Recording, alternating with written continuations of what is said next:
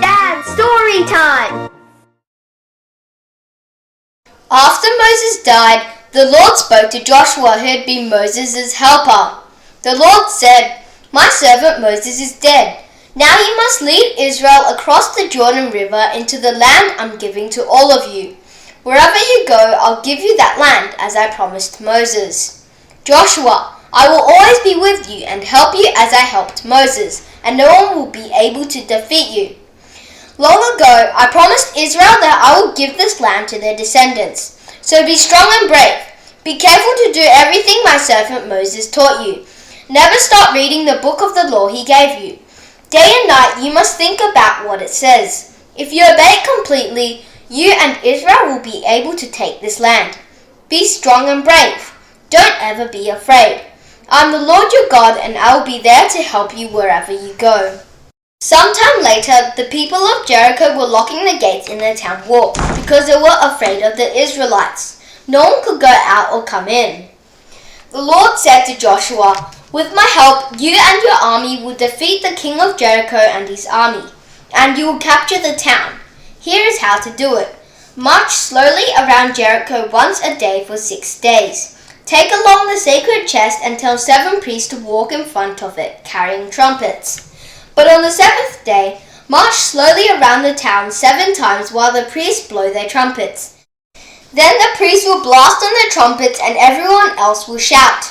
The wall will fall down and your soldiers can go straight in from every side."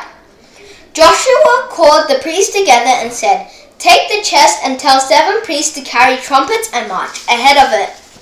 Next, he gave the army their orders. "March slowly around Jericho. A few of you will go ahead of the chest to guard it, but most of you will follow it. Don't shout the battle cry or yell or even talk until the day I tell you to. Then let out a shout." As soon as Joshua finished giving the orders, the army started marching. They obeyed Joshua's orders and carried the chest once around the town before returning to camp for the night. Early the next morning, Joshua and everyone else started marching around the Jericho in the same order as the day before. They did this once a day for 6 days. On the 7th day, the army got up at daybreak. They marched slowly around Jericho the same as they had done for the past 6 days, except on this day they went around 7 times.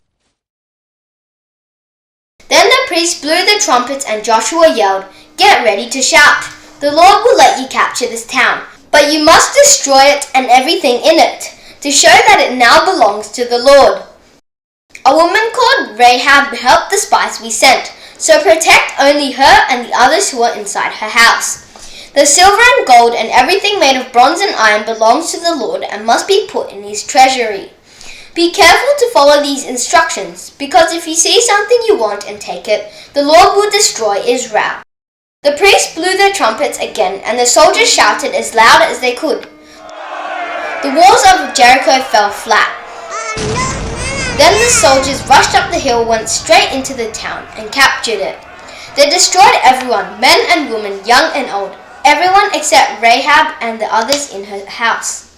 Joshua said to the 2 men who had been the spies, "Rahab kept you safe when I sent you to Jericho. We promised to protect her and her family, and we will keep that promise. Now go into her house and bring them out." The 2 men went into Rahab's house and brought her out along with her family. Later they were allowed to live among the Israelites. The Israelites took the silver and gold and the things made of bronze and iron and put them with the rest of the treasure that was kept at the Lord's house. Finally, they set fire to Jericho and everything in it. The Lord helped Joshua in everything he did, and Joshua was famous everywhere in Canaan.